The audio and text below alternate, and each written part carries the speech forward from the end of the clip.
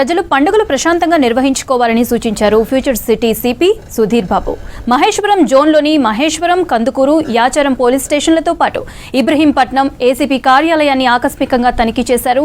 శివాజీ జయంతి, రంజాన్ ప్రారంభం కావడంతో ఎలాంటి అవాంఛనీయ సంఘటనలు జరగకుండా శాంతి భద్రతలు కాపాడాలని సూచించారు. సిబ్బందితో మాట్లాడి పలు సూచనలు చేశారు సిపి సుధీర్ బాబు.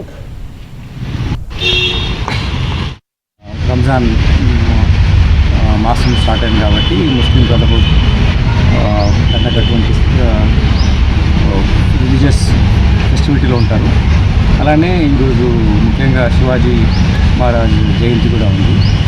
సో దానికోసం కూడా చాలా మంది ప్రొసెషన్స్ అవి ఉన్నాయి. 46 ప్రొసెషన్స్ మన కమిషనరేట్లో ఉన్నాయి. దాని తగ్గట్టుగా బందోబస్తు ఏర్పాటు చేయడం జరిగింది. మార్నింగ్ ఉన్నవన్నీ పీస్ఫుల్గా కంప్లీట్ అయిపోయినాయి. ఈవినింగ్ కూడా కొన్ని ఉన్నాయి. వాటిని రివ్యూ చేద్దాం. మా అధికారులు బందోబస్తు ఎలా చేస్తున్నారు,